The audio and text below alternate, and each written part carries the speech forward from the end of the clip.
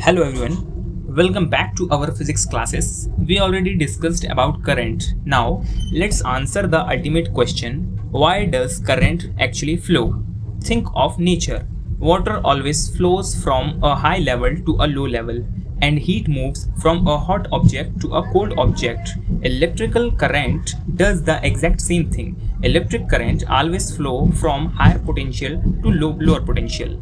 But wait, look closely at the wire diagram. Since electrons carry a negative charge, they do the exact opposite. They are attracted to the positive side. So remember this rule for your exam.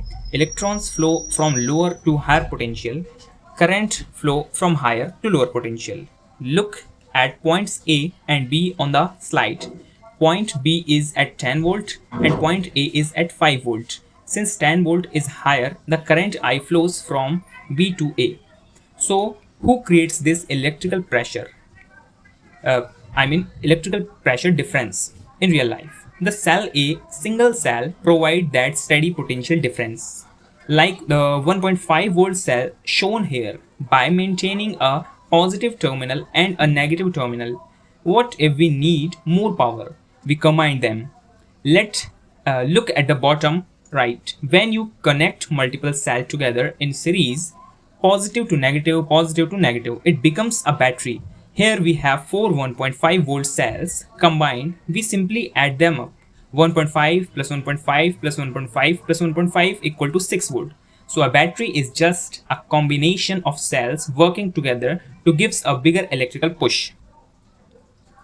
Let's talk about the speed breaker of electricity. Resistance, represented by capital R. Look at the top right image. When free electrons try to rush through a wire, they constantly crash into fixed atoms. This collision creates an obstruction. By definition, resistance is the property of a conductor to oppose or slow down the flow of electron. Current, its SI unit is ohm, represented by the Greek letter omega. On what factors does this resistance depend? There are four major factors you must remember for your exam. First, length. R is proportional to L. A longer wire means more collisions, so resistance increase. Second, area of cross section. R inversely proportional to A. Thinker, wire gives electrons more space to move, so a large area means less resistance. Third, material. Different materials offer different opposition. This inherent property of a material is called resistivity. Rho, pronunciated as rho. Its SI unit is ohm meter. 4. Temperature.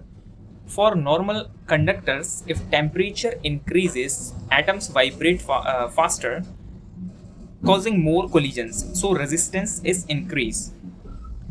Combined length, area and resistivity gives us our master formula. R is equal to rho L upon A.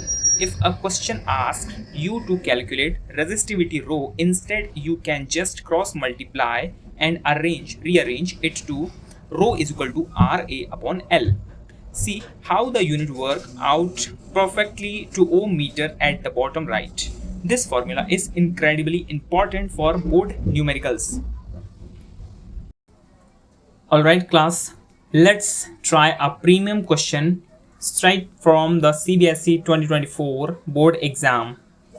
The problem statement says the filament of an electrical lamp draws a current of 0.5 ampere which lights for 2 hours. Calculate the charge that flow through the circuit. Write down the given and highlight the trap.